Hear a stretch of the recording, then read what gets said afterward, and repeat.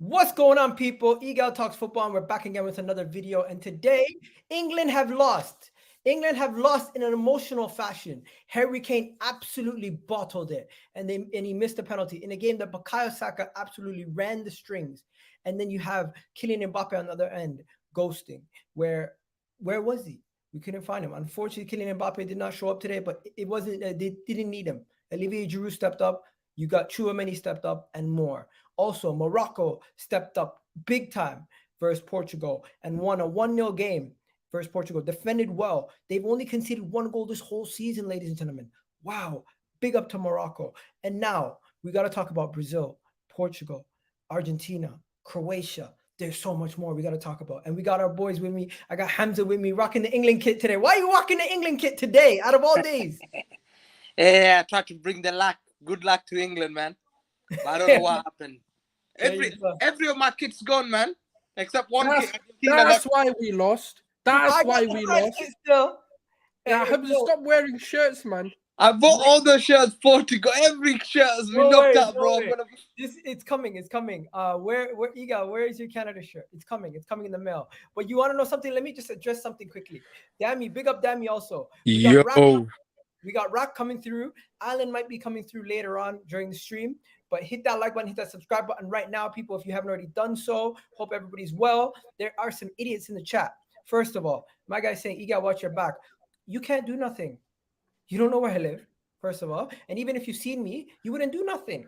You'd probably shake my hand and take a picture. So noise it. Why are you on my channel? This guy, you know what? It's all good. People are angry. People are upset because they don't know how to hold an L. When somebody says to you, your team lost, what are you going to do? You're gonna hold that L. You're gonna have to hold it. And people in the chat don't know how to hold it. One guy told me I should move to France. Another guy told me I should fuck off. This is what I get. It's okay. It's okay. It's okay. I get it. England are the Spurs of international football. It's okay.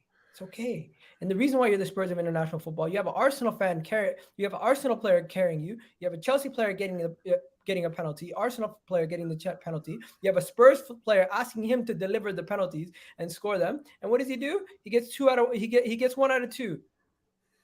Hey, listen, we're gonna go straight into this England game. Fuck the rest. What are we saying, people? Because I'm hearing criticism of Rashford should have scored the free kick. That's stupid. I'm hearing stuff like England played well. They should have lost. That was stupid because England did play well, but they still made defensive mistakes leading to the Giroud situation. I'm gonna throw it to you, Gunnar Souls, because you seem like you want to speak. But you know what? Whoever this guy is, making my keep making fake accounts about me. It helps. Anyways, go ahead.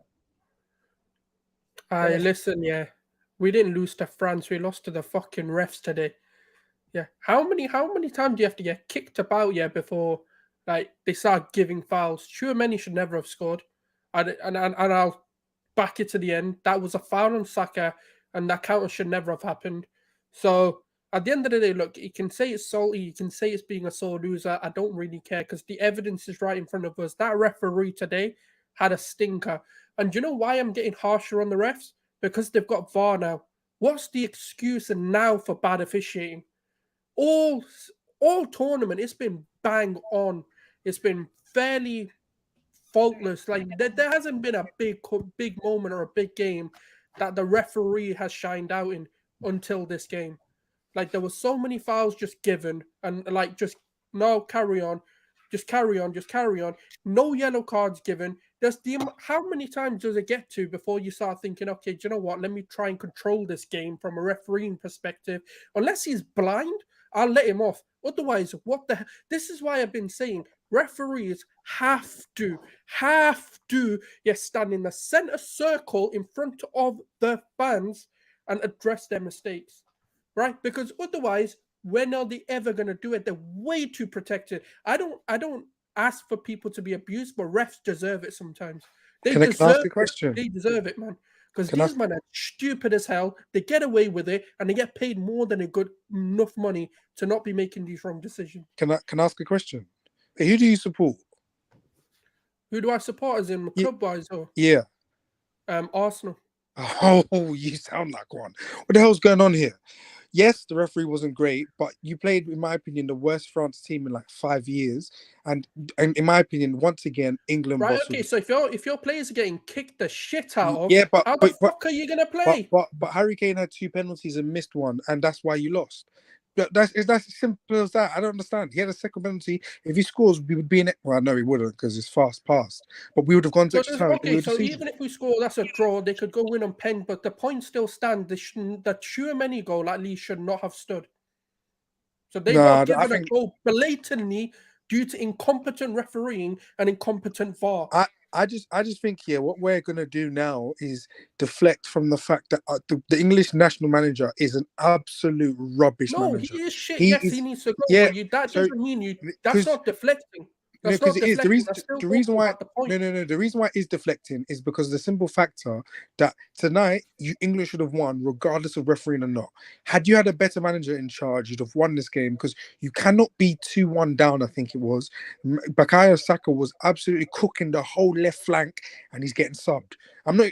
Egal knows I always cook Arsenal, but there's no way that makes any sense. Theo Fernandez was fighting for his life, and Upamecano was also fighting for his life, and you subbed him, and then you brought on Raheem Sterling, who's a left winger. You brought on Raheem Sterling, who's a left winger, to go and play right wing. He did fuck all too.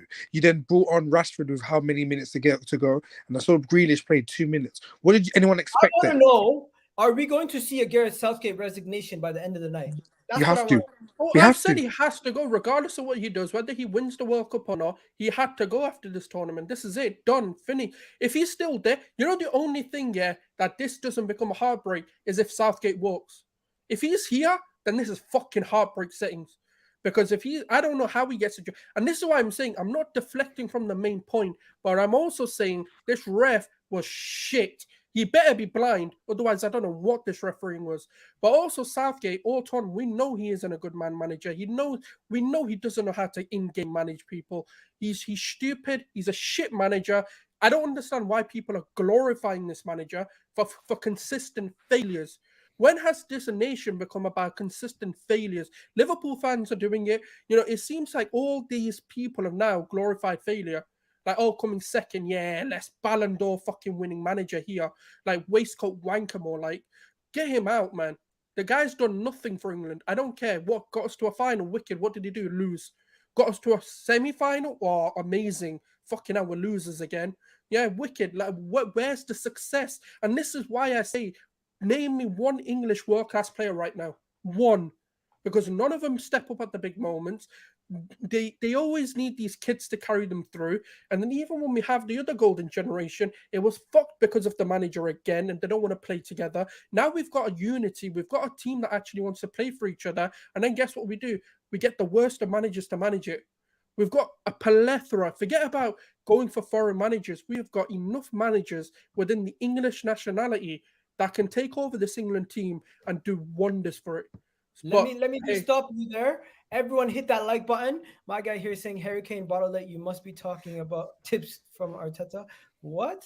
That is mad. Another person here saying, Egal, are you going to read the chat? I am going to read the chat, but I need to take moments to let other people speak. Then I can read the chat. Why are you wearing a France top? Are you what?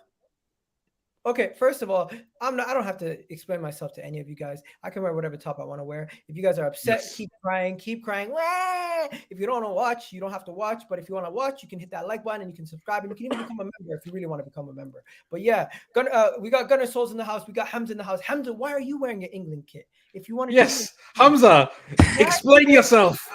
Listen, I've gone through all my kits. I had a Germany kit.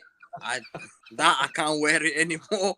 I had the Portugal kit. I can't have it. Brazil kit. I can't wear it.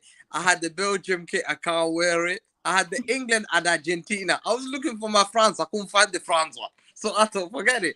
So every kit I'm wearing, it seems I'm going the wrong team. I thought, I ended. It looked nice. I kissed the badge there 3 lines.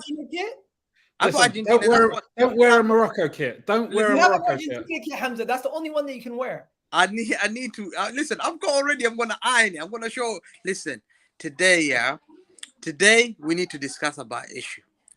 One thing I need to bring it up. Okay. People are telling me about this boy Kylian Mbappe. Kylian Mbappe. Be careful, Kylian Mbappe, Hamza. Be careful. And I said, I'm not scared of Kylian Mbappe. People are asking me, like before, the best right back, I've been telling you, in this country, you're privileged to have him. Brazil would love to have him. Argentina would love to have him. It's Kyle Walker. Where was Mbappe? Where was Mbappe? I want to know all this French. Comment t'appelles en français? Tu parles en français? Where was Mbappe? Where was Mbappe? Where was Mbappe? What I swear, Mbappe is supposed to be this big guy. We pocketed him back in PSG. I know. I knew it. I said Mbappe's nothing to Kyle Walker. Mbappe's nothing. But people are telling me, oh, he's a generational talent. He's going to do this. He's going to kill him. I say, yo, forget this Trent guy, man. Forget Reece James. He would have cooked those two. Forget Ben White. He would have cooked him. Put this guy. And I was right. Mbappe was nowhere to be seen. Did you see that? Mbappe was nowhere to be seen. I want these guys to know Mbappe did my Tikash. But I walk a Portugal. And listen, give props to Saka. I've been saying, as a City fan, City need to knock. We know they are a feeder club. Arsenal's a feeder club. Fact. We knock on the door, Saka will come. Saka will say, listen, there's not many better opportunities that will ever, you have to play for the best manager, the greatest manager in the world. Hamza, stop. Saka First was of all, special today. Hamza, Saka was amazing. Hamza, you have not spoken about the game once. I get it. Let me Saka go on the amazing. game. Yeah, that's what I'm going to go. I'm praising the guys. And today, England, I have to come for you. Listen, this is a French team. I don't want them to win. I don't want Mbappe to have 2 World Cups. I've got an agenda on that guy. But France was missing Benzema, Ballon d'Or winner, Pogba, Kante, Nkunku, 4 major players. This was a perfect opportunity. You have to finish them, guys. England had to finish France. England had to finish France. And I'll tell you why. I knew they're not going to win it because it's this mentality. And I think it comes from the fan base. The fan base are the ones who trickle this mentality. Yeah? You know it. Today, Harry Kane, I'll give you an example. Harry Kane, I've not been calling him world class for a reason. No trophies, no world class name. And people say, no, he's called world class. I said, no, he's not world class. Egal, he has a penalty. He has a penalty. Everyone's been saying he's not world class. When I'll give you an example. When Zidane had a penalty against Italy, do you remember what he did? Against Buffon. He panenka'd him. Do you remember? He hit the post and went in. Biggest moment. He took out Italy. Yeah? When Zidane had England on one occasion. I remember England. Do you remember Rakesh? Yeah? David James in goal. Do you remember? When they had a last minute penalty. Zidane went there. He had a panic attack. He vomited. When he vomited, he thought, yo, I'm out of the panic attack. He scored.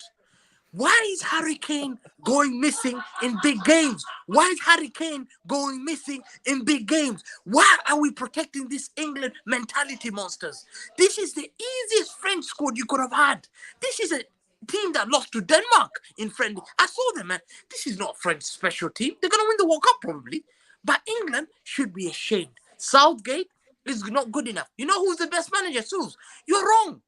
Suze. They have to go and get the great managers. For them to win it, you have to go and get the great managers. Mourinho, Klopp, or Pep Guardiola. But Pep is going to go to Brazil. He's going to manage Brazil. That's a fact. Or Spain. He's not going to manage.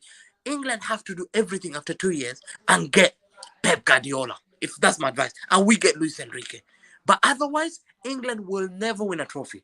Because you need these managers to trickle and say, yo, you're the best team. Do it. No, oh, you know, we were the best team. Oh, referee, Lele. There's no referee. They were just not good enough. All right, let me stop you there. First things first, we got to push back a little bit. Kylian Mbappe agenda. People are saying Kylian Mbappe agenda is like flexing Andrew Tate, flexing a Rolex. Okay. Next, we got people talking about Tchouaméni Screamer, Messi's performance yesterday. Tchouaméni Screamer was better than Messi's performance. I don't think so. I think so. We live in a GA merchant world, man. Of course, Messi got a goal and assist last night. If we're going to talk about GA. Not just that. I mean, Tchouaméni, it was a good strike, But I would say if any team had the better of that midfield over the course of the 90 minutes, it's probably England. Just edged it. I think Rice was better than Tchouaméni today, to be honest. We're gonna come to you right after this. This guy's spitting facts. You got a fan. Another one here saying easy French squad, get real. Okay. Another person's here saying excuses, blaming the referees. Gunner Soldier still on to you about that. Another one here saying scumbag. Giroud. They're on to Giroud. You give Giroud too much space. That's what he's gonna do. Hamza, where's your prospect man? I'm still in depression, man. Let's go to Rack. Everyone's had their say on England. Rack, what are you saying? Trent? A bit disappointing, man. What's your main point today? Look, England were capable. France didn't play their best game, and England played well. And this was a time where they could have capitalized on that, and they were very close. I think. Yeah, like France had a couple of decent chances. Giroud had a header that was saved in the second half and stuff. But the thing with England is that they didn't create an opportunity from open play in the whole game. We had the 2 penalties, and then we had the opportunity that Kane, where he turned Upamecano, but that was an Upamecano miss. Upamecano fucked that basically. And this is the problem that we have with England. Is creating chances is tough. Now, don't get me wrong. Obviously, France are a good team. I think they had some weak spots today, but they are a good team. But still, we need to create more. Like if we don't get those penalties, and I know it's if buts and maybes. If we don't get those penalties, we go down 2-0. And like some of the people have been saying, this is far from the French team. You need to create chances. And I think that's the issue with Southgate. Most of the good players in England for England. Playing attacking, aggressive styles and formations. And Southgate, I think today's performance was okay. And I'll give him a bit of credit for that. But he's not the guy. He's not the guy who's going to take England to the next level. So, yeah, for me, I didn't even want him from the start of the tournament. But I think it's better for everybody if we can find someone in that mould. We're not going to get a Klopp or a Guardiola or anyone like that. But Graham Potter, for example, could have been somebody who England would have looked at. But obviously, that's not going to happen now. Eddie Howe probably is not going to. Well, it's not going to happen now. I can't imagine. So I don't know. You'd have to look at, unless you're going to go abroad and go for a foreign manager. I'm not sure what the other options are. Souls and the other guys might have some ideas, but. It's disappointing, man, because England did okay. England did okay. 1 second. It's about to get interesting because Alan just joined us. Alan, welcome. Harry Kane's getting a lot of stick. You're not one to shy away from giving your players stick. And honestly, on the big occasion, I wouldn't expect anything less. What did you think about the game? I've already given him stick in Twitter Spaces. So here's the thing. Like, let's just go into it a bit. So at the end of the Euros, you can look back, if people don't believe me, look back on Twitter. I said, don't give Sancho, don't give Rashford, don't give Saka any hate. Southgate put them in that position right at the end, made the changes and all that. Shouldn't have done it. Obviously, they took they're in a position they weren't comfortable with, and they did the best they could. Unfortunately, it wasn't enough. Let's fast forward to this one. The reason why I'm giving Kane stick and not the others is Kane is meant to be captain, the man, everything about England, leader by example. He chooses, because of his good record from the spot, from the penalty spot, he puts himself in that position. He should be rising to the occasion. He did it first time, well done. Second time, no. So I am going to keep at the same level that I do across the board and all that. Harry Kane is 100% to blame for not converting that penalty. People can say nerves and everything like that. He's been in many occasions before with nerves and everything like that, and he's always produced. He hasn't this time. I'm going to keep the same energy as I do and all that. He hasn't won anything. When he gets to big occasions, he does normally choke. He's done it in finals for Spurs. So I'm going to keep the same energy and same momentum and say that's the reason why he won't be on the levels of certain other top players and all that. Until he overcomes, then he won't. But Harry Kane's going to get flack for this, and he should do. Simple as. So Harry Kane is not world class. Listen, I just want to say, Harry Kane gets into all of our football teams pretty much. Possibly not City. City. But Harry Kane or Jesus, for example, I think 99% of people will say Harry Kane. Harry Kane. Okay, no, but one second. Harry Kane or Darwin Núñez. I'm pretty sure most Liverpool fans, if they had the choice, would say Harry Kane. And we are teams and clubs playing at the very top of the game. I think it's unfair to say that Harry Kane is not world class. He's scored so many goals. The Premier League is the best league in the world, and he's consistently in or around the top goal scorer and has been for the last 5 or 6 years. Yeah, but for some people, trophies equal like whether you get world class status or not. I know, but just like sometimes players are born in wrong countries. Look, Spurs haven't won anything. Talk about countries, even club football. Come on, if you're that good, you're going to be in a team that can. Harry Kane is better than Haaland, by the way. 1 second. I'm going to ask everyone here, and I'm going to ask everyone in the chat: Is Harry Kane world class? Yes. Hamza already said no. Alan said. I'm not sure what Alan said. Alan, can I put it this way? We're not denying. Like, I'm not denying he's a world class finisher. Obviously, you've seen type of goals score right, left, header, and everything. That doesn't participate. I get everything Rack says, but and that's the thing. Obviously, he's in a Tottenham team that's underachieved for so long. So you're going to say, obviously he can't do it all by himself. But you've got big game players like your Henry, not like Henry, like in leagues, but then like your Drogba's in cups and everything like that, that's found a way to drag their team over the line when they're not doing well. Kane's never done that for Spurs in the league. He's never done it in a trophy.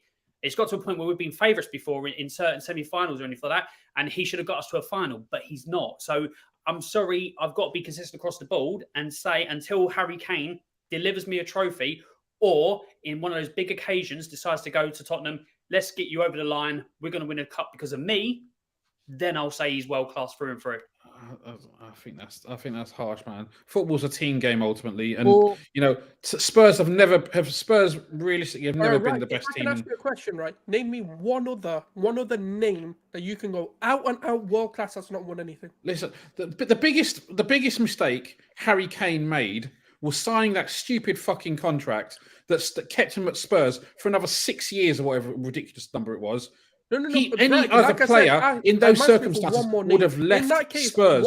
They would have not, especially with Daniel Levy. Like having a gentleman's agreement with Daniel Levy is not worth the paper it's written on. The guy should have left. That's got nothing to do with his quality. That's got nothing to do with his quality, though. We know what you think. You still consider him world class. Personally, I've always said he needs a trophy, but to just solely judge him off the trophies is difficult. So I said, you know what? He can have world class seasons. And he can show seasons where he's absolutely world-class, but he's not consistently world-class. He's not consistently in the top 5 in the world because you need to have major trophies. You need to have achievements with that to be up there. Haaland, the reason why Haaland's different levels is because the guy, yes, he's going to add trophies this season probably with City, but the main reason why he's up there is because he's still young and he still has a long way to go. Harry Kane is 30 almost, or is he 30? The guy still hasn't won nothing. This is why him signing that contract was completely and utterly ridiculous. He should never have done that. Okay, he's an idiot. Even in the time that they play, Wigan have won 2 FA Cups. Like we're not talking about you can't win any. Wigan haven't won 2 FA Cups. Wigan's won 1 in the same year. Wigan's won 1 FA Cup. Wigan's won 1. Portsmouth have won 1. Who else has won 1? I mean, even Birmingham. Right. When did Portsmouth win their FA Cup? Was it in Harry Kane's? That was like a long time ago. Spurs as a whole, but a small club like Portsmouth get over the line.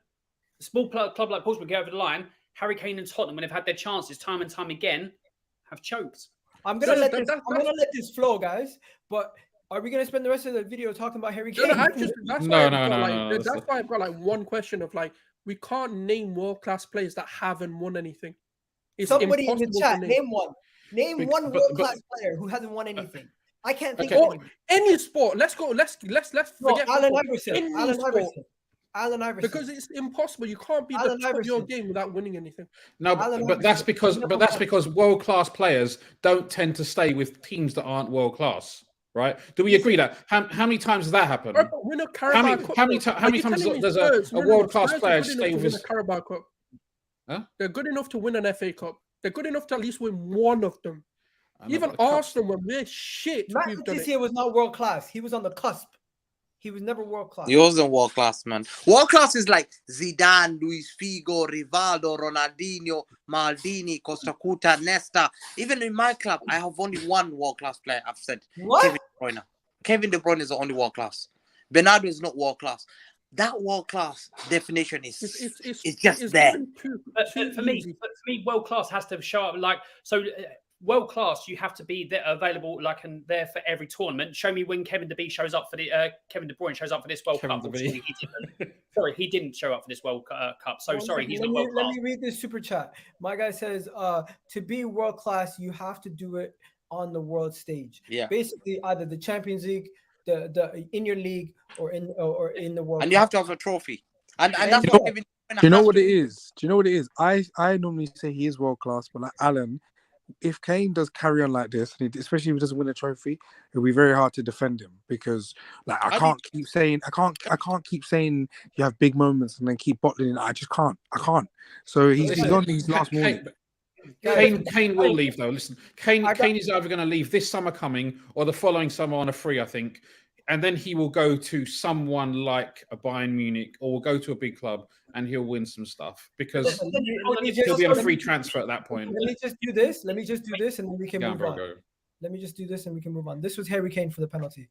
Take the pressure. that was what happened. Anyways, I had that ready. Just in case someone missed a penalty for this whole World Cup. And I used it.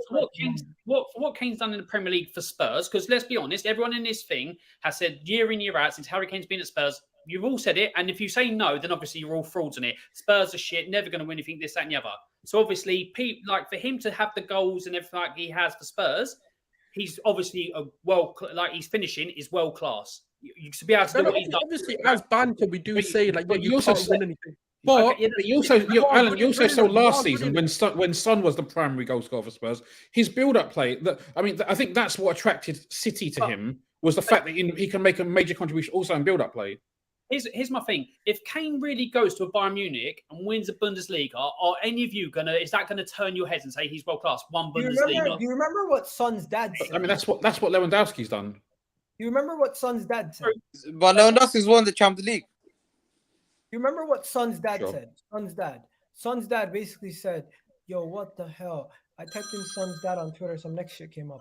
Anyways, Son's dad said that if you want to be considered the best of the best, you have to go to the best teams and compete for the major trophies. Harry Kane's never done that. So hence on some people stay at Spurs and do it. But Alan, do you leave this summer then? Is he going to leave this summer? Because I can see him definitely leaving the summer after that for free, 100%. He's not going to leave for free. I mean, he's not going to leave for free. So you're going to sell him? But Daniel Levy will get money for him if he doesn't want a thing. So that because Daniel Levy's not an idiot. I know he's a lot of things, but he's not an idiot. He always gets the chimichanga, he always gets the dough. So losing him will be a major blow to you guys. That's what I think. It will. Let me finish. But for me, I think we've got to a point now, Spurs, where it's like the stigma comes with Harry Kane. Oh, you can, and it basically, circles around the club and all that. I think you need to shed that sometimes. Don't get me wrong. It'll be but you have to redevelop that into the squad and buy for the future. We're not going to if we try and wheel Harry Kane and Son out when they're 50 years old, then that just proves that what kind of club we are. You have to do it, and you have to pull the trigger sooner rather than later. Let me show you this. Harry Kane. Forget about Harry Kane for a second. Son's dad said this. Previously said my son isn't world class. Yeah, what? Do you still think so? He said, my opinion, he hasn't changed. Basically, when he was asked if his son's world class, his opinion hasn't changed since then, because he basically said in that article originally that in order for him to think his son is world class, he has to do it on the major stages and win the major trophies. Sure, but honestly, who cares what Heung Min Son's dad's got to say? Like, that's not a barometer of anything, right? Honestly, it was just you know what my dad says? My dad reckons that someone else is wrong. Yo, listen, big up everyone in the chat that came over from Big Six Bands. Big up to all you guys. You guys are the best. And anyone in the chat that's chatting shit, you're getting blocked, because I'm sick and tired of having a terrible community. I'm fixing up the community. All those rats gotta go. Anyways, let's get straight into the next topic, guys, because we spent 30 minutes on England. But before we go, I just want everyone to mention one player who they felt like didn't get spoken about yet that we should be speaking about. I'm gonna go with Olivier Giroud. We haven't mentioned Olivier Giroud. You give him a chance. For what team? For either team.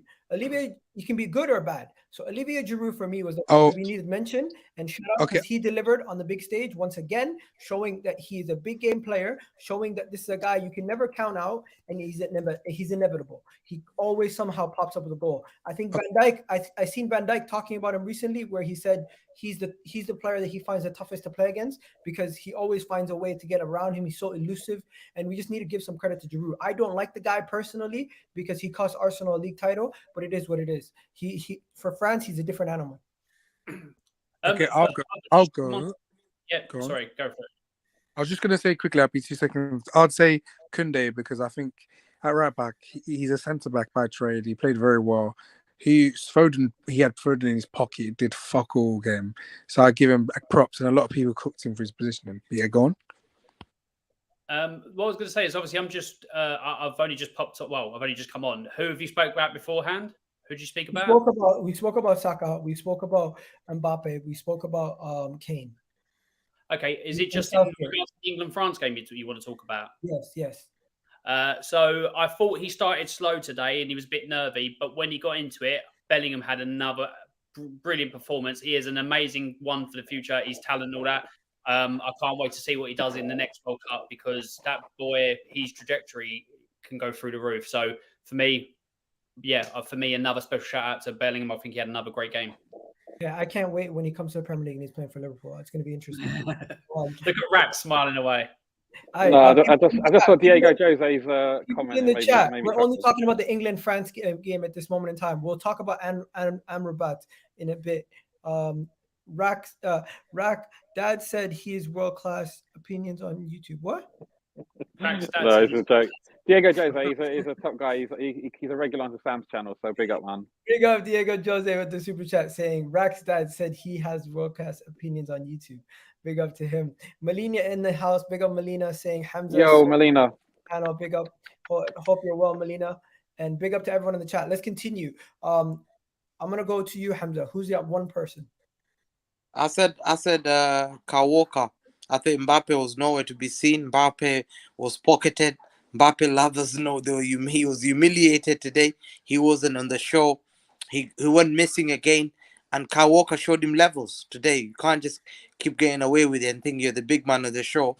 But when you're playing Matty Cash, you're cooking everyone. You're exciting the Twitter fans and all these football fans. And then when it comes to the real deal, when I'm sending you my guy right back, you're being pocketed. What's going on, Mbappe, you know? So Mbappe, for me, Kyle Walker, man, you proved a point why you're the best right back in the world now. You've shown why you're the best right back because I don't think Reece would have done that. Trent would never have done that. Ben White would have been killed. No disrespect to Ben White lovers. You would have been killed. He would have been humiliated. And I'm gonna just go to Gunnar Souls, but before we move on, speak facts, bro. You always are on my case. You're always on my case. I'm gonna tell you one thing. Today, Ousmane Dembele played well, but who shined more, Ousmane Dembele or Bukayo Saka? Let's be honest. But Dembele is better than Saka, though. Dembele might be better than Saka, but Bukayo Saka has been better than him this World Cup. That is no, he hasn't. He's been better than him today. No, he hasn't. No. Dembele has been sick, man. Dembele's been good, but Bukayo Saka's been better. He hasn't. Just today. That's your opinion. Opinion. Stop it. Anyways, what do you say, Dembele? Oh no, that was it really. That Dembele he wasn't even that good today. I think he was very wasteful. He had a chance he should have scored. To say he didn't do anything in my opinion, but to say that him versus Saka, it's not really a debate, huh? People in the chat need to let us know which game we should talk about next. Morocco game versus Portugal, Argentina game versus Netherlands, or should we speak about the other game, which was Brazil Croatia? Because I know Hamza's going to come with his and it's going to be an interesting one. And you know what? I just need to show this. I created this graphic for last time, but unfortunately, we're all out, ladies and gentlemen.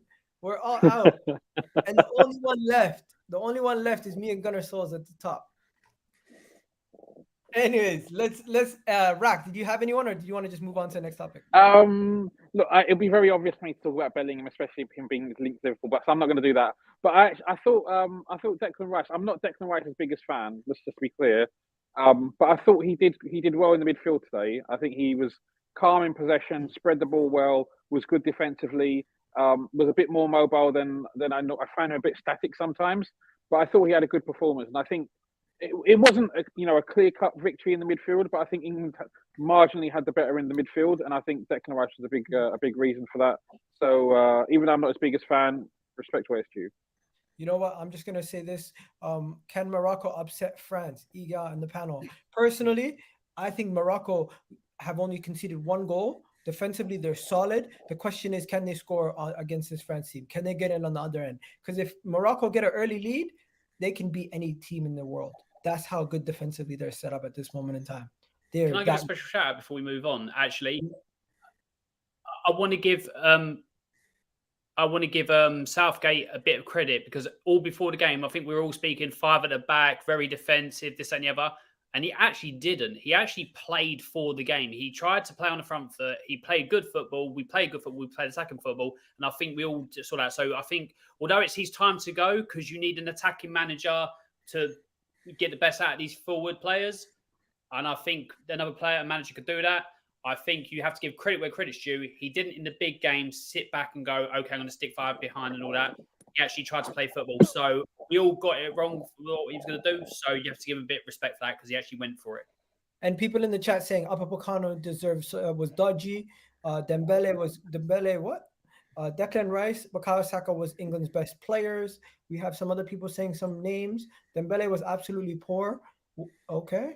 Egal Dembele has been sick. I know he's been sick. Mbappe over Haaland.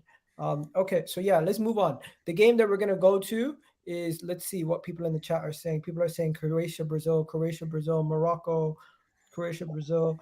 All right, we're gonna go Croatia, Brazil. Let's be honest, guys. Did anyone expect Croatia to win? Please mention if you expected Croatia to win. I said Croatia would go through. No, you didn't. Did you say it in the chat? Yeah, I said Croatia 1-0. You know what Sauls did say, which I was very impressed with. He said it's going to be a cagey game. It's going to be one for the purists. It's not going to be one. It's not going to be end-to-end attacking football. He said it's going to be a cagey game, and he was bang on, because it wasn't a free-flowing attacking open game. It was quite plodding and quite methodical. And yeah, I'm going to give him credit for that prediction, man, because he was spot on. Gunnar Souls, you deserve to go first. Gunnar Souls, you deserve to go. Only reason I said it was because midfield win games. And that's what I'm starting to find a lot more. Like, as much as, like, yes, England might have dominated France today, but their midfield has been more efficient than ours. And Croatia's been that way. Like, look at Modrić. And firstly, man, the guy's been through hell, man. How do you play a 37-year-old for 120 minutes? Isn't it the second 120 minutes he's had to play in a row or something? Like, that's torture, man. That's snide. But anyways, they've done a really... Like, they've probably got the best midfield in the World Cup, in my opinion. And that's the reason why I feel people write them off way too early. And they're that weird team that can just do something. Because when Brazil scored, I'm not going to lie, I kind of thought the game might be done just because of the way it was being played. And credit to him, man. Credit to Croatia, because like they pulled it out, because the game was way too tight to call whether this could go 1. And I felt whoever scored at that point, because it was like the 86th or 87th minute or something that they got the equalizer in. And yeah, Neymar did it for his nation. He flopped it for his nation because he decided not to step up for a penalty. And credit to Croatia, man. Like, they pulled it off. Like, regardless of whether they were favourites or not, they did pull off an upset. And they deserve all the praises and all the credit, because that's the end of their World Cup campaign. But we'll get onto those predictions later. You know what? I'm just gonna say this. Alan needs to jump back in. I'm sad for Neymar's legacy, in the sense that I don't know if he's gonna be back for the next World Cup, but to see the man crying, he tried his best. Like, I know he missed a couple chances, but when he had the third chance, he made sure he went around the keeper and scored. Like, and I thought that was his moment. I thought that was going to be his moment to carry Brazil to the next round. And you got to give it up to Lovren. You got to give it up to that other defender. What's his name? How do you pronounce it? Gvardiol. I got to give it up to him, because it was his defensive action that started the goal. His moment. He stepped up, and then Perisic and all the boys linking up, getting that goal. And the person I feel the most sorry for in this game, Brazil, the person they're going to criticize the most is Marquinhos. He was involved in that goal that they conceded in the game. and he's the one that misses the penalty to get them knocked out of the World Cup. Can I just say, heartbroken for Brazil, man. In regards to Alan, can I just say something? I just saw this. Winning World Cups in Qatar is not for everybody. Who's that? Liverpool, England. Oh my God. Anyway, sorry, I had to do it. I'm not denying that Neymar has ability, and he's got all the tricks, and he's got ability, and he's one of the sought after players. Like, people have him up there. For me, he's nowhere near like the top 3 or 4 in the world, but he's around there. You know, he's a bit under. But that's what you get for putting your ego before the nation, choosing yourself as 5th penalty taker so you can have your name up in lights and all that. I'm sorry, you get what you deserve. You can wait 4 years to take a penalty. Oh no, because you probably won't be in the next World Cup. You get what you deserve. I'm sorry. People always stuff like that. Neymar is one of the most selfish players you can find and all that. He deserves exactly what he gets. And I had the same, although I said Ronaldo's my goat, I had the same thing for him when he went 5th for Portugal once and he get a chance to take a penalty, because people that do that, like, I know obviously he missed one today, but the last World Cup and last Euros, Kane stood up, took it first. Messi in this tournament stood up, took it first. Lead by example, score penalties and set your team on. Neymar's like, no, I'll sit back and all that. Holland, they let Van Dijk go up first. Although he's the captain, or I think he's captain for the thing, you set yourself up for failure. When you haven't missed the first penalty, you put so much more pressure on. When they had clearer penalties, the Dutch, clearer penalty takers to go 2nd, 3rd and 4th. I mean, it's just a nonsense to have yourself go last and try and get your name up in lights as the person that wins the penalty shootout. Grow up. You know what? I'm just gonna say, 1 second. Are you blaming Neymar for them losing in penalties? Or you just I'm blaming him for wanting to go last. I'm blaming him for wanting to go last to get his name up in lights, and then he didn't get a chance to take one, because it's not the Brazil manager goes around and goes, okay, you're 1st, 2nd, 3rd, 4th, 5th. You put up, and I know players before have gone, I want to go last, or I want to go 1st, or I want to go 2nd, all that. They choose where they want to go. Yeah, but I think also, if, say, for example, there's 2 or 3 people who want to go 2nd or whatever, I think ultimately the decision has to come down to the manager. I think because they put the list that goes through that you have to submit to the referees, that's submitted by the manager. So it may be done a little bit on player preference, and you have to kind of, maybe some manager will take that into account. But ultimately, you're absolutely right, and the best player has to take the penalty first, because Neymar didn't even have an opportunity to step up. And let's assume, I mean, the big assumption there is obviously that Neymar is their best penalty taker. We don't necessarily know that. But, I mean, I think it's fair to say he's probably not their 5th best penalty taker. I think he's better than that. My only problem is that, like you both said, normally I obviously rate Neymar. I do think he is top 3 best players in the world, but I don't really care about that. He in this penalty shootout, yeah, I don't understand how you've got. Maybe he didn't want to take one, but Anthony and Neymar, both forwards, both players who normally take penalties for their teams, and I know Anthony doesn't take it for us, but you get it. And the fact that you're letting a centre back take it, the one penalty that you knew that if he misses, you're out, and he's taking it. So like, what does that mean? How does that even make sense? Casemiro stood up as the big leader and the captain, not captain, but a leader in the team, experienced player, and he took, I think, first 2 or something like that, because that's what you're meant to do. So why do we do this thing where we put our best players 4th and 5th, because you might not even be there? Like Alan said earlier, Kane and Messi, they always go first, because at the end of the day, you get the momentum going, you take the first 2, and whatever happens after that happens. Penalties isn't something that you can do tactics on. Whatever happens. If you lose, you lose. It is what it is. So I don't understand this whole take last and get the glory. Okay. Yeah. Simple. Yeah. I'm just gonna ask everyone, same thing. Gunnar Souls, what did you think about Croatia though? Because we spoke a lot about Brazil right now. Yeah, no, Croatia deserve all the credit. That's how you win tournaments. So like that's how you cause an upset, because they didn't just sit back and go to plan D or something. They played exactly the same way they have done all tournament, which is, like I've said, it was going to be a cagey game. It was going to be methodical. It was going to be tactical, and that's what they do. They're a very sort of draining team to play against, because they'll wait for their opportunity. They don't care whether that opportunity comes in the 91st minute. They'll wait. They're patient. They'll build it up. They'll play around. They'll tire you out, and then they'll go for their opportunity. They're very smart, high IQ football players. And this is why I said, Brazil, yes, they look impressive. Yes, they're doing their sort of samba football, but that always comes down to sort of when you come across a physical team, and this is why I keep bringing the Serbia game up as well. Even though they won 2-0, they didn't look that impressive. Why? Because they can't handle the physicality. When the physicality is too much and it's all around the pitch and they're getting bullied, which is what I think Croatia somewhat did to them, was like, okay, we need to make this a methodical dogfight. And that's what frustrated Brazil. They couldn't do their one-touch samba football and make it exciting. And that's what was the downfall of them. And Croatia were probably the worst team for them to play. They would have rather played anyone else but Croatia, and they'd probably go through. So, all credit to them, because they didn't scare away. They didn't sit there and go, oh crap, we're playing Brazil, so we better let's just park the bus, because that's exactly the opposite of what they did. They took the game to them and they got their reward for it. And credit, man, like, because they were the underwhelming. I think maybe like less than 1% of people even said they've got any chance of winning this. So that's got to be credited to them. People asking which game we should talk about next. We're going to figure that out. Put your chats in the chat. We got to speak about Croatia's goalkeeper. I'm going to go to Hamza next. But before we do that, shout out to everyone. Give us your thoughts on who we should speak about during the games, because obviously we're going to speak about Brozovic. We're going to speak about Modrić. We're going to speak about Kovacic. We're going to speak about all these guys. They've all played well. But that goalkeeper, he's the real hero. He's the real hero. 2 penalty shootouts in a row. Does it. These guys, they just keep finding ways to win. And you know what? That's why they were finalists in 2018.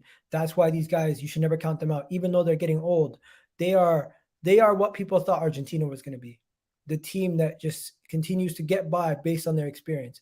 But you know what? It just goes to show you sometimes football is a humbler, as a friend of the show, Grizz, would say. Anyways, the right back. The right back was amazing. He was literally their one-man attack. Did you guys see him? This guy, whatever his name is. This was Celtic, Juranovic. Bro. Anyways, go ahead. Say that. Listen. I don't know what to say. Listen, I've said it for many years. Like, listen, this Neymar was not built to win anything. This guy has been propped up for Brazil for like 12 years. What? Stop. You're the last guy who can say that. No, you can't say that. One second. Anyone else can say that. You can't say that. Listen, let me just finish. You can't say that, Hamza. You can't do that. Let me say. You're not allowed. You're dancing. Yeah, they're supposed to have won it. Listen, they've got 5 World Cups. You can never say anything. Listen, 10 years, this guy was supposed to be the guy that they had the R9, they had the Romarios, they had those Pelés who took them to the World Cup. He was the guy. Brazil never had that. They had failures like Adriano. So when this guy came up through 17, 18, we all knew him in Europe, man, when he was coming to Barcelona at Santos. He did exactly what Pelé, he went through. He was propelled as the next big thing in world football. The thing is, football is a team sport. Yeah? Croatia is not that amazing. Croatia is a shit side. Let me repeat again. It's a crap side. Let's not pretend this amazing Croatia that drew to Morocco, that was lucky against Morocco, was lucky against Belgium. They had nil-nils. We're shaming, oh, Croatia's such a good... They were a crap team. Belgium should have beaten them if Lukaku had finished their chances. They've been surviving on scraps. Then they went and played Japan. And Japan played them, and they took them. Oh no! We have to give them. No, Hamza. Sometimes, honest. Explain to me. You know this nice. Oh, one second, Hamza. You don't get onto any of your City players like this. But Brazil was supposed to be your team. I remember you were dancing. Yeah, they're my team. Listen, Brazil. Hamza's fraud. Hamza is the biggest fraud on social media. Hamza, you were dancing. You were kissing the badge. You are a fraud. You were in Twitter Spaces yesterday. Brazil heritage. World Cup heritage. Slapping the badge. Oh yeah, we're gonna do this, do that, and all that. And then you came on after and were like, oh, this excuse, that excuse, no, all that. Alan, how can you do the dance like this? You are a fraud. I agree, but Croatia were negative. Croatia had 1 shot on target. Croatia were just defending. It was not meant to be. It's those games that you try your best. But listen, Neymar will get the blame. Neymar knows. Neymar's the guy. But he taught us one major thing. Bro, Neymar did everything. No. But listen, do you really think Ronaldinho on that pitch will be sent home to Croatia? Do you really think against Croatia? Ronaldinho will win those games. R9 up front. Are you serious? Those guys were elite. But the problem is, it's a team sport. Brazil will have to go back. 2006, did Brazil with R9 and Ronaldinho not get knocked out by Zidane? But Zidane, man. Is Zidane. So Modric's on Zidane's level now. No, it's not Zidane's level. Come on, man. Sit down. The guy's on KDB's level, man. No. Internationally, the way that he's performing. One second. The way that he's performing internationally, the way that he's carrying his side. Nah, it's not carrying. It's in the same bracket of those kind of performances. Let's not brag them up as if they won a fair. Guys, before we go into Modric and Zidane, the question is: do you not respect the fact that Croatia, this team, they are press resistant, they are good organized wise. They did everything they could. Neymar even got a goal to criticize Neymar and to criticize Brazil when you were backing them the whole time. No, I'm criticizing. Listen, Neymar's getting criticized because he takes the blame. He's the guy they built up for this World Cup. He's the guy that they want last World Cup. When Kevin De Bruyne knocked him out, he was responsible this year. But let me tell you something. I'll give you a big mistake. Brazil will get a good manager. They're going to rebuild. This has happened to many great nations. It happened to Maradona. Maradona happened to him. He got knocked out. So Brazil, it was a major disappointment. But Croatia is nobody. Listen, Croatia is not going to win the World Cup. Are you serious? You're telling me a team that's who's going to win the World Cup for you? I got my shirts. Listen, I got my shirts. All my shirts are finished. Yeah, my Germany shirts, I can't wear it anymore. My Brazil shirt, I can't wear it. My Portugal, I can't wear it. My Belgium shirt, I can't wear it. I can't wear my England shirt now. Now I'm gonna go back and see what's my next shirt. So listen, I'm looking. Okay, my shirt. I thought Egal was bad blood. Yeah, Hamza, you're even worse. Anybody else? My next shirt, man. Anybody else have anything else to say on Croatia, Brazil before we move on? Yeah, very quickly. If Croatia were to do the unthinkable and win this, let's talk Luka Modrić. Does he put himself on the same level? Not, I mean, like, because you're Iniesta, you're Xavi's, you're Zidane. I hold Zidane to the highest standard. Does he get anywhere near there? No, he doesn't. Yeah, he doesn't sit on Zidane. He doesn't. Zidane won the Euros and World Cup. So I think Iniesta and Zidane are the top two, and I do think Xavi's behind them. But if Modric wins the World Cup, he's definitely in that. He's not. He hasn't got the Euros. What the hell, man? He hasn't got the Euros. So what? He doesn't need everything. He has 5 Champions League. Euros and World Cup. He has 5 Champions Leagues. Nah, man. Listen, he's playing for Croatia. Croatia don't have anywhere near the level of resources that some of these other teams have. I think he is in the conversation. Whether he's better than them, that's different. 1 second. Element, so what's the question? Yeah. He sits on the table. Just to be clear, to get It's the a right conversation answer, for sure. to get the right answer, guys, we need the right question. So, Alan, is the question: what is Luka Modric's ranking in football history if he wins the World Cup, or is it where does he rank amongst the brave? If they, because like take the obviously the World Cup's a hypothetical, like it hasn't happened. But what I'm saying is obviously as it stands now, people say he's a brilliant, probably a world-class midfielder, and he's below people. If he was to add the World Cup to his 5 Champions Leagues and the Liga titles, does that put him on, like Gunnar I think answered it best, it puts him on the table. Obviously, I think he still comes below Zidane and Iniesta. Maybe Xavi you could say and all that. You can have that debate of where he is about the top 5, like in maybe history or like close to, but he's putting himself in that thing, especially it's Croatia he's doing it for. It's not like he's doing it for Brazil and Argentina or France. Croatia aren't meant to consistently be there where they are, like in European tournaments, in the big tournaments. No, I agree. I basically agree with Alan's point. If he does win that World Cup, he's on that table, 100%. There's nothing you can deny, like 5 Champions Leagues, a World Cup for Croatia. Like, he has to be on that table. Whether or not he's lowest on it, he doesn't, Dummy, get out of here, man. How can you be on the same table when you have no Euros, man? Let me just read this super chat. My guy says Lucio, Cafu, Roberto Carlos would defended that. Did you what? Lucio, Cafu, Roberto Carlos defended that. Did you Cafu's face afterwards? Egal. I think he's trying to say that those guys would have defended Brazil to the core. But he's right, man. But I think you know what? Neymar's gonna play another World Cup because of this. Because of this, he will play another World Cup. he basically also said Brazil know how to win dirty as well. The team is not clinical. Okay, I hear that. Look, we're gonna move on.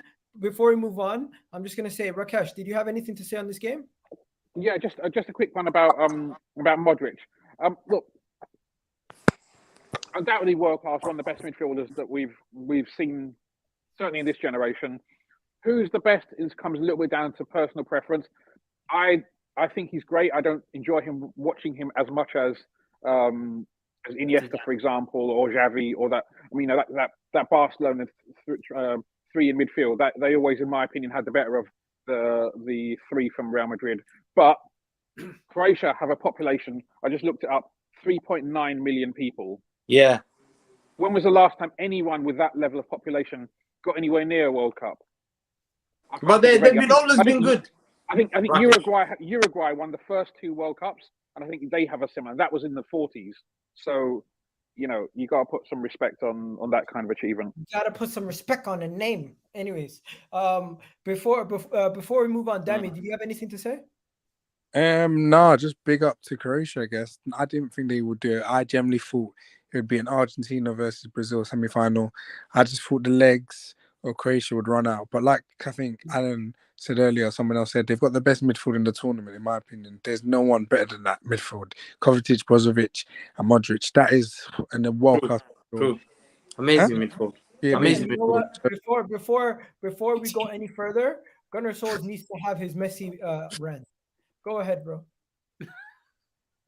What did I tell you? That first episode we did of this World Cup roundup, that's the only time you guys will have to ever disrespect this man. Yeah? You man went in hard on him.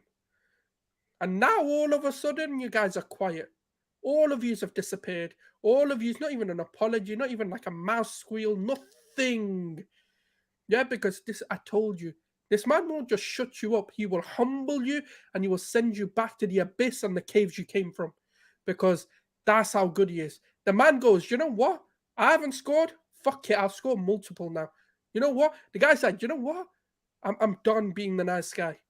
Fuck this nice guy act. You know what? I fucking loved it. From start to finish. All the Dutch wanted to do was be disrespectful. They wanted to come and tarnish the name of Argentina. They wanted to tarnish the name of the GOAT. They were dismissing them from the get-go. And then as soon as they turn around and give the same disrespect back, the whole media went into a frenzy. All you sheeps went into a frenzy. Yeah, if you're following this media agenda, that, look at this guy, he's the bad guy. Look at Argentina, the cocky, arrogant, dirty player. Nah. Listen. This is what I want to see. Villain arc settings. I want this Messi to win the World Cup. You know what? The villain Messi to win it. The media hatred Messi to win it. Because this Messi, I don't know where this has come from. Whoever woke this monster in him, I will find you and I will personally credit you for having him win the World Cup. Because, oh my God, you must have really pissed him off. Or was it someone in PSG? Did Mbappe piss him off or something? Did Mbappe laugh at him, show him the World Cup, medal? I don't know what he did. But, yeah, man. Like, you guys had your moment to tarnish his name. And the guy did a no-look assist, bags a penalty, steps up for them, takes the first penalty. And guess what, mate? He's hearing, he's waiting. I'm also waiting. Where's the haters, man? I can't hear them. Why are you not talking on Messi's name? Why? And also, Emi Martinez, you bloody hero. You are the reason Argentina are so fucking good. And you know what? As an Arsenal fan, I'm sorry I even tarnished your name. You are a fucking beautiful human being. The guy has been there for Argentina. That's what you call a world-class goalkeeper. That's what you call a world-class mental player. The guy has always stepped up when it's needed for Argentina. From the Copa America penalties to these penalty shootouts, the guy has been nothing but incredible for Argentina. So I'm going to give him massive, massive props, and I'm never going to tarnish his name. He can let 50 goals in, 100 goals in a single game. Yeah, for Aston Villa or whoever, I don't give a shit. The guy is going to be cemented in the legacy of Argentina. Then you go on to the midfield. Also, Enzo Fernandez, that guy, whoever gets him, man, that is a sensational buy. And Julian Alvarez, I'm pissed that's your second striker for Man City, because you've got Haaland, then you got this man coming on. Sensational. Also, can Argentina stop putting this professional ISO speed on? Every time he comes on, things go to shit. We conceded 2 goals as soon as they put him on. But you know what? I did say you can have his name back. Lautaro Martinez, you can have your name just for this segment because you did score the final penalty. You stepped up and you didn't cock that up. So I can't lie, it's still facts though, because it's kind of fucked. For Man City quickly, it's kind of fucked when you think that Alvarez is going to go back to Man City, probably sit on the bench for 2 weeks to get a rest, Haaland will bag, and then you can put him in. That's fucked. But yeah, no, he spoke facts from start to finish. Everyone was shitting on them, saying Saudi Arabia this, Saudi Arabia that. And since that game, they've gone leaps and bounds. Scaloni's changed the system, which he's needed to for weeks.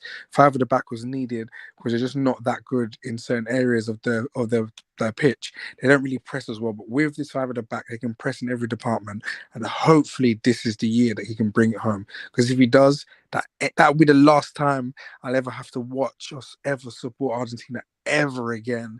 I'll never have to do this whole standing ever again, and I can just enjoy World Cups from now on. So yeah, Viva Argentina. Yo, I'm not gonna lie to you guys. I think you two basically said everything. All I'm gonna say is, what the hell was Van Gaal thinking, trying to give these guys extra motivation by telling them his game plan, which was to get to penalties? These guys were extra motivated to win that penalty shootout. Bro, and Egal, you know what's even more crazy as well? You're going up against a psycho in goal. Emi Martinez, when it comes to penalties, is a completely different breed. You saw him at the Copa, and people were like, "Oh, it's the Copa." I think Martinez is kind of lost the plot. He's lost his mind. He was dancing. He's lost his. He loves penalties. I don't know how. I don't know why he's that good. When he's in penalties, you just see the tongue sticking out, the hip movement. He's moving like me in a party. Bro, but you know what, bro? He backs it though. He backs it. That's what you gotta give credit for. Not many people. You know, the thing is, Argentina fans, to those Argentina fans who were saying it's Arsenal's fault, why didn't we know about him? It's Arsenal that you need to thank. If it's not for Arsenal, Argentina are not winning the Copa Americas. If it's not for Arsenal, Argentina are not in this situation. Arsenal, yeah, but it's also Arsenal's fault that he wasn't playing. He should have been playing over Leno. I had somebody tweet out today, it's Arsenal's fault that this guy was not playing for 10 years. Bro, we're the one that found him. What the hell are you talking about? Yeah, but then you didn't put him on. Listen, this doesn't have anything to do with why is Arsenal being so into the conversation about?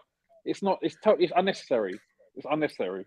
No, it's not. It's totally necessary. That guy that got me angry. But you can't be saying that you should thank Arsenal for Argentina winning the. Yes, you should be thanking Arsenal. No, the same way. But then you should also thank the team that he used to play for before Arsenal, and the team he used to play for before Arsenal, before them. He didn't play for anyone before Arsenal. What? Not even schoolboy football. Not even you bought him from somewhere. No, we didn't. He wasn't born in North London. He's off the street. I'll have you. Listen, we got him off the street. Need to thank the streets. There is no history. There's no history of him playing football before he came to Arsenal. That is a fact. Argentina fans who are salty about him not playing for Argentina sooner, it's not Arsenal's fault. It's your fault. You didn't. Yeah. But technically, he won everything whilst at Aston Villa, though. So. I don't.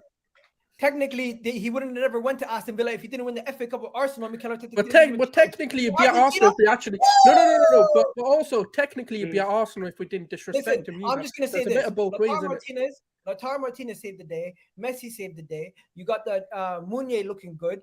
I just want to speak about Netherlands for 1 second. Big up Waghorst. He came on, changed the whole effing game. Changed the whole game. You got to give him credit. I'll give him credit. He channeled these into Burnley. I think he done really well. He got 2 goals. So, yeah, well done. Can I just say a couple of things about... Because I've heard a lot of commentators saying, like, why didn't the Netherlands carry on playing this? You know, as soon as they went to 2-2, they went back to playing like they were playing before. And the thing is, it's easy to say that they should have carried on playing, long ball football and kept pumping the ball up there. But it doesn't really work like that. That was last chance saloon desperation from the Netherlands. The game state was against them. They had very few minutes. They had like literally a minute left, right, before they scored the equaliser. You can't carry on playing like that when you're level. It's impossible, because then you're in a situation where the Argentina aren't going to sit back anymore, because Argentina also need to go out and try and win it. So they're going to push people forward.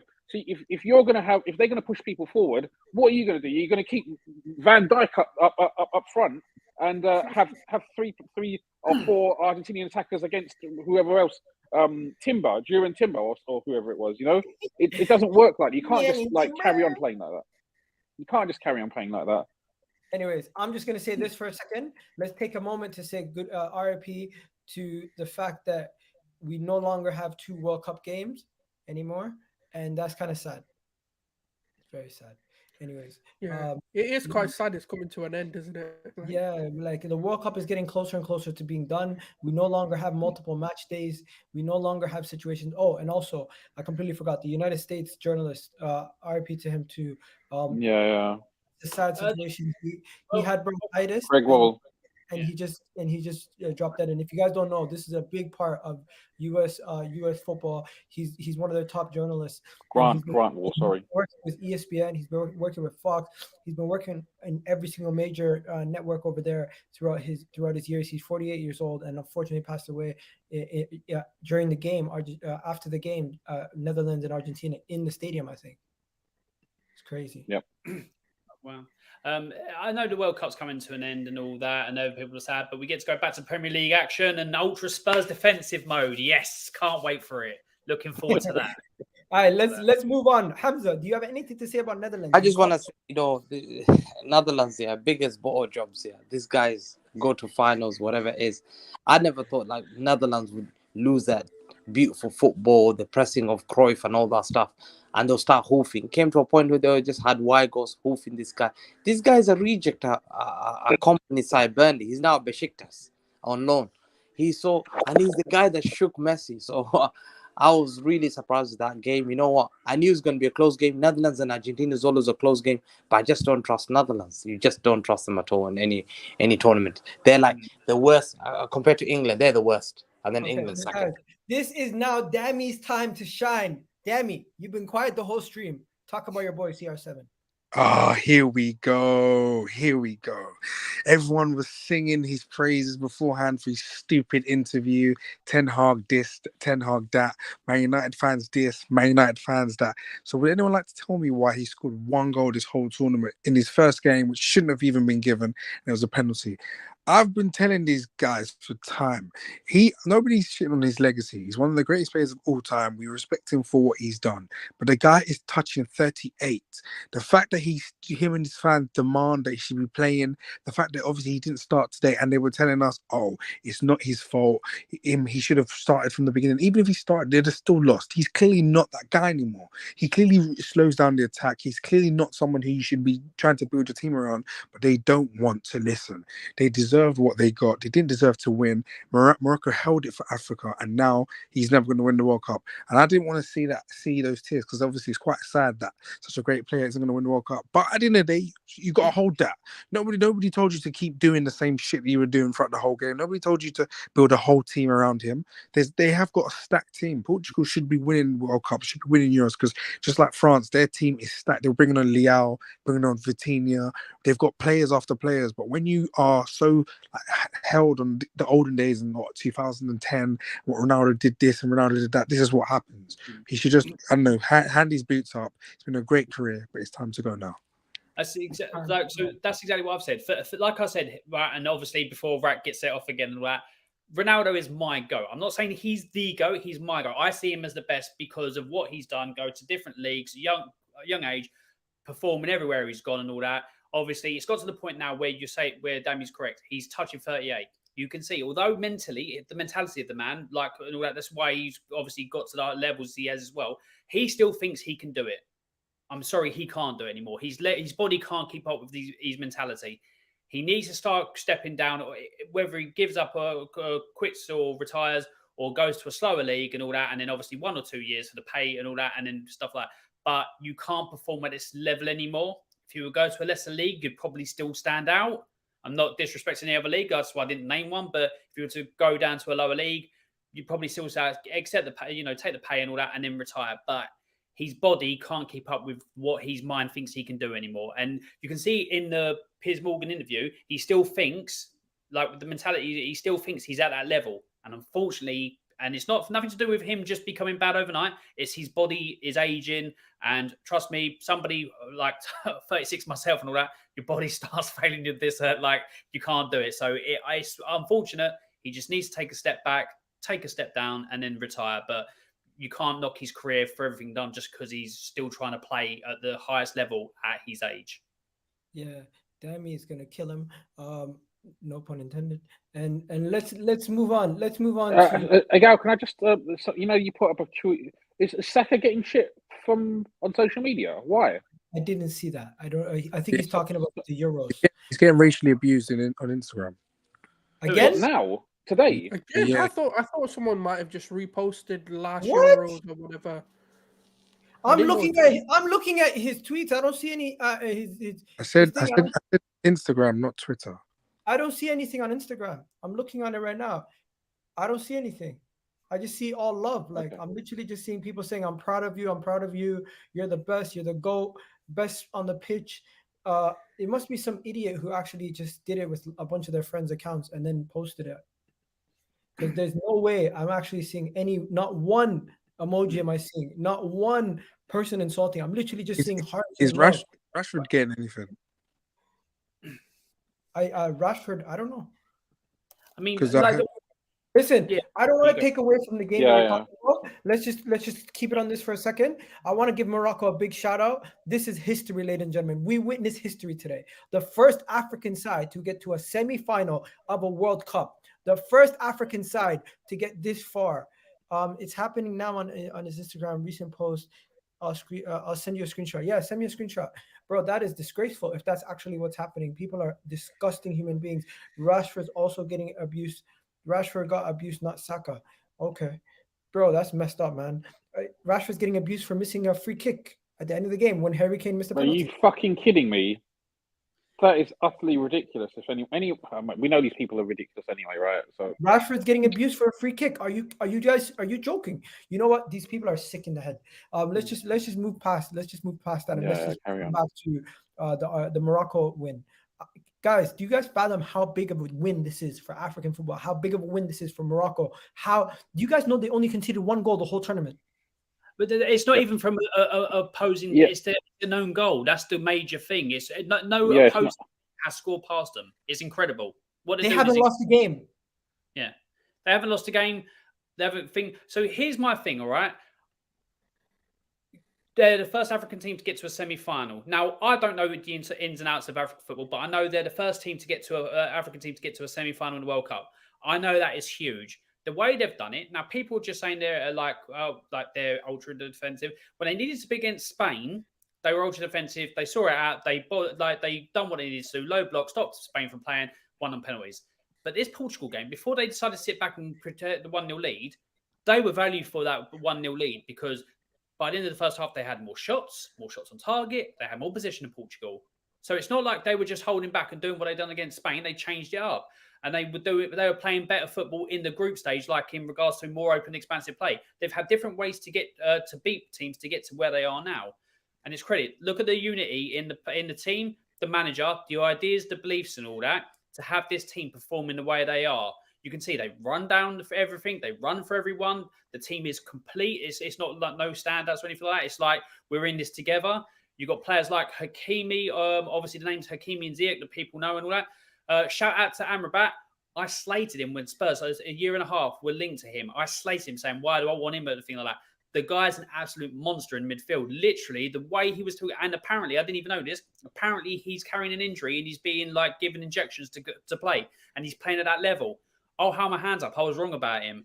Buffal was good. Sias in defence was great. The striker, I butcher his name every time. I'm not even going to attempt to say his name and disrespect him and all that. Again, with the header to see him through and all that. I have to take my hat off to Morocco and say absolutely credit to them. They're doing themselves proud and all that. you would love to see them shock the world and get past France. We'll see if it happens. Could be a step too far, but they deserve it. They're not there based on luck or anything like that. You can't get this far in the tournament with hardly conceding and not conceding to an opposing player. That's not luck. That's quality in your team and the way you're set out and all that. So fair play to them. Brilliant team, brilliant manager, and respect goes to them. You know, they've done themselves proud this tournament, and let's see how far they can go. There you go. Hamza, do you have anything to say on Morocco, Portugal? I know Yeah, man. Listen, I was going to say this. I was going to say, big up to Morocco. Absolutely. Did you kick him? Okay. he got disconnected. Yo, big up. If you gotta go, damn, appreciate you coming on, man. Love, bro. My guy. Hamza, what's going on with you? Is he back? Yeah, can you hear me? Yeah. Your Wi-Fi is as dodgy as Neymar. Nah. Listen, I was enjoying my meal, man. I normally have a Brazilian meal after I lost. I have a special one. Listen, at the end of the day today, yeah. See, Morocco, brilliant. Remember, Egal, I was saying that Japan and Morocco were the best team. Do you remember? After I saw the Morocco first game, and I thought, when they played KDB and they beat KDB's side Belgium, people were like, oh, you lost to Morocco. Oh my God, it's only Morocco. How can KDB? I said, guys, Morocco, I watched them. I've not seen an African team play such a great togetherness like Morocco. Like literally, I propped them up. And you know what? They went to Croatia and they were outstanding against Croatia. They finished top of that group. Yeah, they've been absolutely impressive. Big up, people are talking about players like Bellingham. The number 8, Onohi. Yeah, he's been brilliant. He's only 22 years old. He's only 22. Number 8 was absolutely amazing. Amazing. I don't know whether you guys saw that. He was bossing the midfield. People forgot so Amrabat. But the number 8 was getting the ball. He was so composed. He could run. Guess where he plays for? He plays for Angers. They're like, they're the bottom of French league. Bottom of French league. Get relegated. Only 22 years old. Yeah. I big up to Morocco and African countries in this World Cup because this allows African countries to get extra, maximum number of places, because unfortunately we've lost, like Ivory Coast were not there, South Africa not there, Egypt is not there. They lose this many teams not being there, and it's a big loss because some great players are playing for these teams. So it will allow us to have 10 nations plus an extra one, probably 11 in the next World Cup. That would be brilliant for African Cup. Like, that would be absolutely brilliant. But you know what it taught me? Football is a team sport. We have these prima donnas here that we're raving about. Look at those guys. And they play like a team. And after that, you see them with their family members. That was lovely, man. That's what I love that. Look at that. They're straight to their family members. You can see they're doing with passion. Shame on every team that was hyped up and have these prima donnas. And I can call my players down, but I don't want to be slated by my fan base. But these guys were absolutely impressive. And that's what I'm looking for. Egal, if you can sell me that French shirt, I'll bring normally curses. Give me that French shirt, I'll wear it for that day. Hamza's a legend. Guys, anybody have anything else to say on this before we move on? Because I want to speak about now that England's out, who do we think is going to win? Who's your money on? And also, can Morocco upset France? That's what we want to talk about. Just a quick thing on Morocco as well. Their fans were incredible, man. Like, the team, obviously, they manifested it on the pitch and their togetherness they showed, but the fans also showed that they're not just, a separate fan base. They're there with the team, supporting them. They were a different level, man. And I'm happy that we have our first African semi-finalist. And I was chatting to my friend, man. I said, can you imagine if Morocco win the World Cup? It'll be like, I don't know. It'll be bigger than Greece winning the Euros. And you never know, man. You never know. If they get a goal up, then it's going to be tough for any team to break that defense down.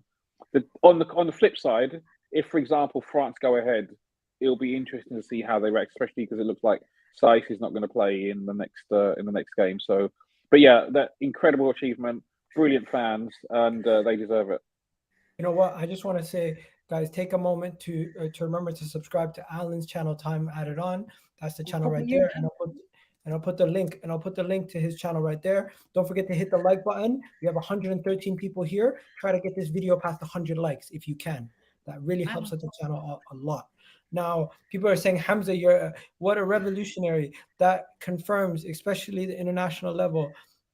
What is a team sport? It's taking a piss. I thought he was gassing you up. Then he made it. No, he basically has been coming to my lectures. I normally do lectures on Twitter Space. Okay, let's move on. Let's move on to the final stage of the video, and I'm just gonna say this, Gunnar Souls, take it away, because you're gonna say your Messi prop. What Messi prop? I'm just gonna say Argentina gonna win. There's nothing more to say. But again, okay, if you want like an in-depth, like, yeah, this is gonna be. No, just tell us who's gonna win the 2 games. That's it. Okay.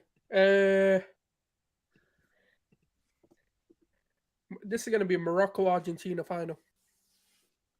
Morocco-Argentina final. All right. What about you, Alan? I think it's a repeat of the last one, Croatia, France. I think France have just a bit too much for Morocco. And I think Croatia can shock the world again. I really do. I think France a repeat of last tournament's final. Okay.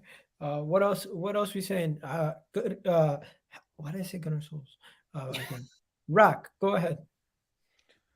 I'm going to go for the 2 favourites just because I'm boring like that. So I'm going to say France and Argentina. Come on, Rack. It's Rack. Come on. Right. No, you know what? Messi's the goat, and I'd love to see him lift it. I'm not too much a fan of some of the other Argentinian players, but to see Messi take home the World Cup, I think for the career that he's had, that would be an incredible way to cap it off. But yeah, obviously, I also think France might just make it through because I think they might get that first goal. It's going to Morocco have to concede at some point, and I think if France go first, then it might be a bit tricky for Morocco. Listen, but I don't know. I'm disappointed in you. You could have chosen something like one of the big teams to go through, a shock like I did. No, I'm boring, man. I'm boring. You're boring. You brought us missionary. We were asking for some kind of. Alan, it's a family show, man. Alan, it's a family show. That's why I said missionary. I didn't go anywhere else. You brought us missionary. What are you doing? Unbelievable. Okay, I'm done.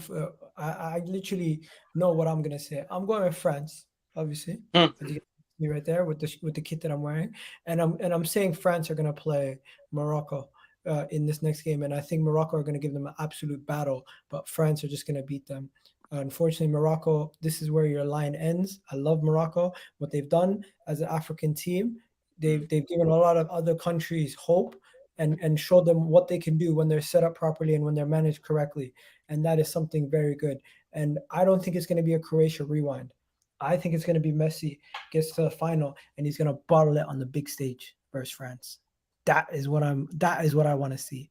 I want to see a Messi Argentina final, and I want to see France beat them and overtake them with the stars, because I think both teams have 2 stars, right?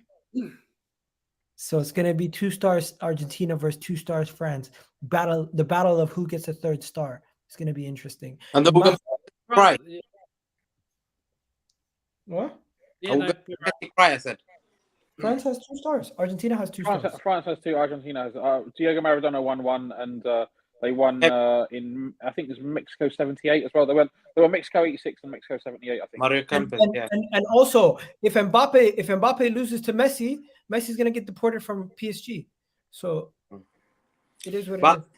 Yeah, listen, it'll be a tough game. I think don't be surprised, man. Morocco are playing for their fans, and their people. And you know one thing? If those French players are ex-African, they should let Morocco win.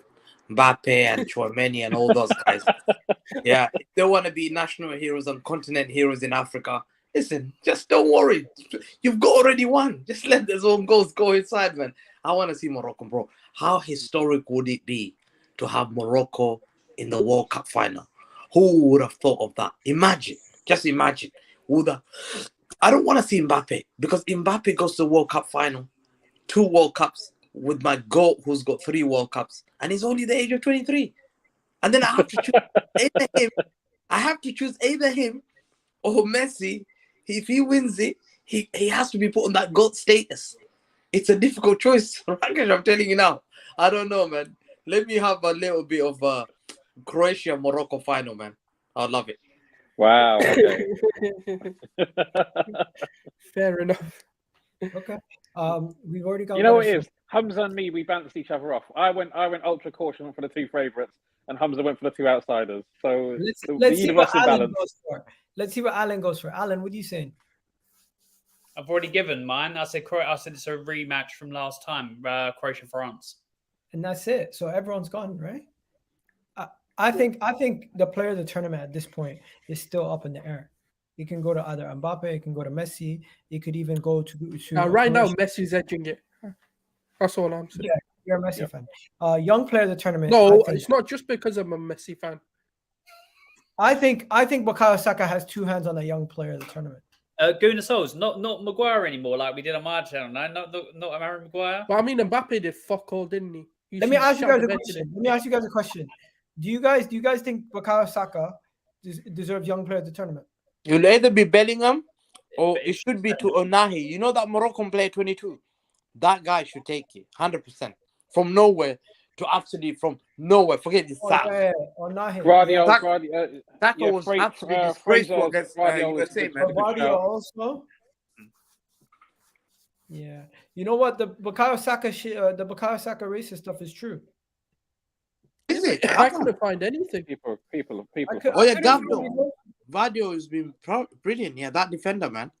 I couldn't find it also, but I guess some people with the friggin' there's over 5,000 comments. You're gonna find racist comments. Let's be honest. It's just fucking disgusting. It really is. Sorry for swearing, but it's absolutely disgusting. That's what people resort to over what a free kick miss or like what? People. It begs belief. It really does. I just think some people are just absolute. I can't say that word because. Yeah, you know what? I just hope that there's more people who are showing them love and respect than there is people who are dissing them. Even Harry Kane. 100. You know what I mean? Because these guys are professionals. They work their asses off to get to the level that they get to, and they're gonna be heartbroken the whole night. They don't deserve the level of criticism and insults that they're gonna be getting. You can criticize them on the football, but once you cross that line, it gets too far. You know what I mean? 100%. People making jokes about me wearing a France kit. Imagine these guys, what they're experiencing today. Even the team that won, they must be getting it from people. So it is what it is. Egal, just quickly. You know that number 8 for Morocco? Do you know what Luis Enrique said about him? What? Watch out for that number 8 for Morocco. That player is a good player. So if you guys need a midfielder, that's a guy. Who you're talking about? Unahi. Yeah, Unahi. Yeah. He's 22. What about the guy Arabia linked to Liverpool? Bro, that guy's a beast also. Who? Arabia. Amrabat. Yeah. I'm not sure we're interested in him. I know we've been linked with him, but we do need someone in that mold, but I don't know if that's going to be him. Listen, all I know is Gabriel Jesus got injured and Brazil didn't even win the friggin' World Cup. Oh, we needed him. We needed him. Listen, he's always done it. I told you the story. He always does it in Copa America final. He won us when Neymar was out. Neymar came back. Jesus missed that final. We lost. Jesus again misses this. We lose. Gabriel Jesus, we miss you, man. We miss you. You know what? Let me just show you guys what mistakes we made, and then we're gonna go. This is the final thing that we're gonna show you. We did a predictions at the beginning of the tournament, and just to see how the predictions are going and if we have anybody still available. Because I think, did we have France in the final? Gunnar Souls, do you remember? I can't. Yeah, we had France, Brazil. We had England and Brazil. I can't believe you were for Brazil, man. Bro, we had England and Brazil in the final. No way. I'm just looking at it right now. We had England and Brazil in the final. Argentina to beat Brazil, and we had Belgium to beat England. Allah. Wait, when did we predict Belgium to go all that far? No, I don't know what this prediction Belgium to beat Argentina, Spain, Wait, what for Ghazi? I wasn't a part of this. I was didn't not. remember Belgium. I thought, no, I wasn't a part of this thing. Definitely not a City fan wasn't part of that. Don't bring us on and try and blame us for other people's stupidity. I'm Alan, mad. was Alan there? Alan, were you there? I was not Hamza. That was you. It was but Alan. guys, I remember this. this was Alan, you were before there. You were there, mate. I was not there. I was not there. Okay, let me tell you. Alan was propping Kane to go final. One second. That's Vice not was facts, there. I was not. Vice was there. Matty was there, the Australian fan, and he told me to make sure Australia goes second and France are third. He wanted France out of the tournament. Hamza, this reeks of you putting Brazil in the final with your heritage, your World Cup heritage. No, but guys, look at this.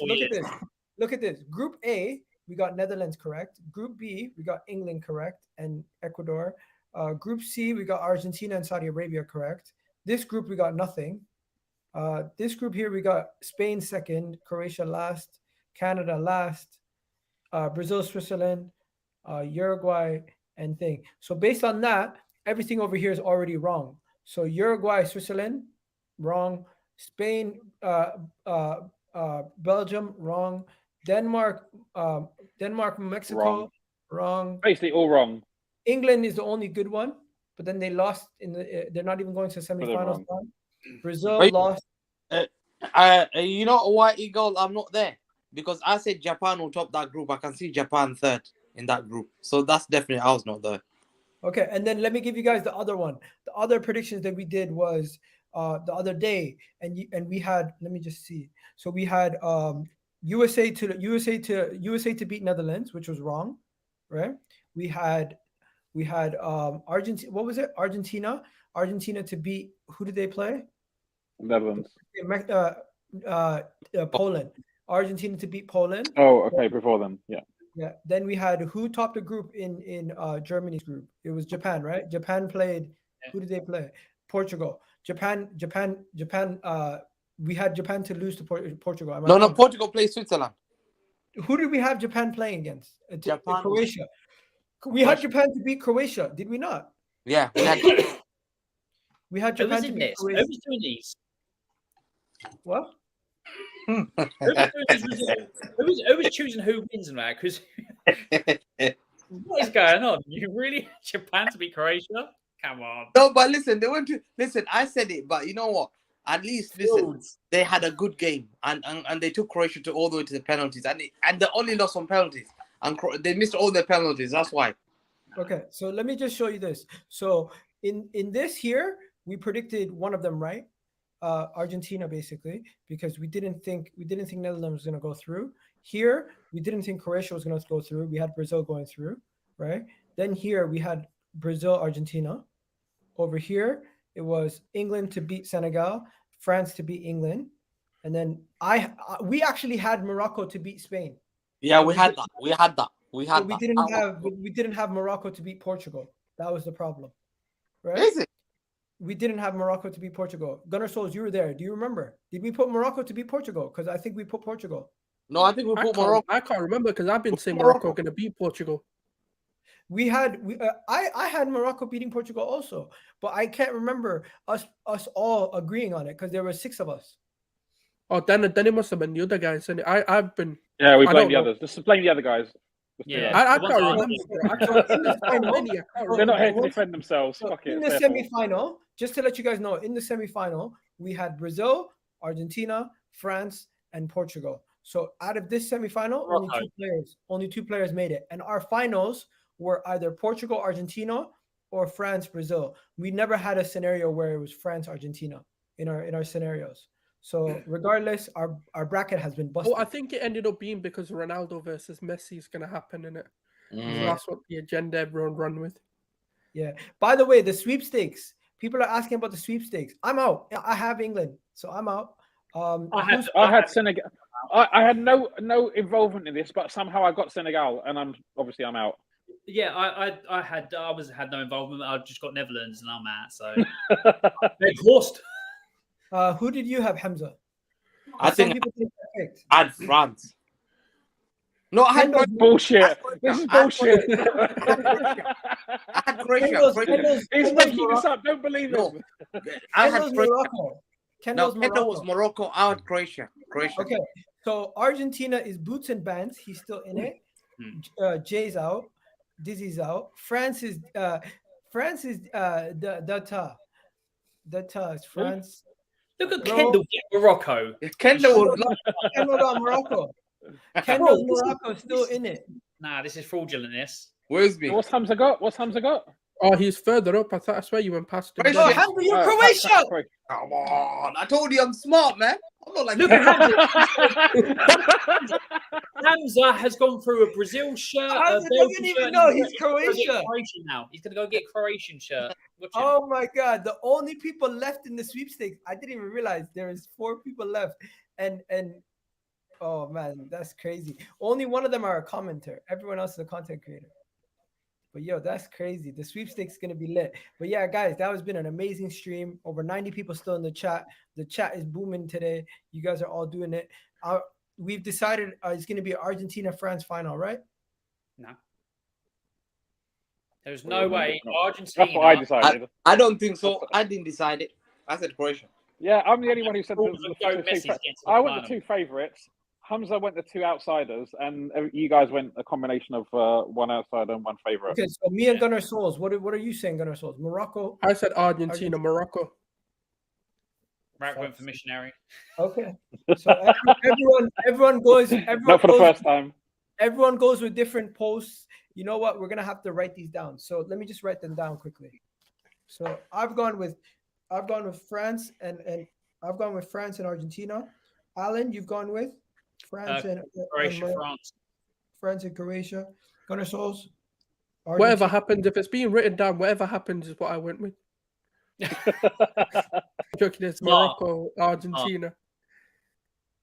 Okay. Oh, Messi's winning the World Cup, man. I can't wait. Hamza? Just bring on the Sunday already. Hamza, Morocco, Argentina? Morocco, Croatia. That's my team. Okay, and Rak. Look at Hamza trying to be edgy. Argentina, France. I'll be a G if I get that. I am a G. I don't care. That's why I went for that. I love you, Hamza. I really do. Good news, Egal. Harry Kane's miss will help Arsenal in the London derby. What? Okay. Rak, what was yours again? Croatia? No, France, Argentina. Okay, people, you have yourselves a wonderful day. We're out of here. Hopefully you enjoyed the video. Hopefully you enjoyed seeing my face in a friend's top. Hopefully I didn't rattle you guys too much, and have a good one. Peace.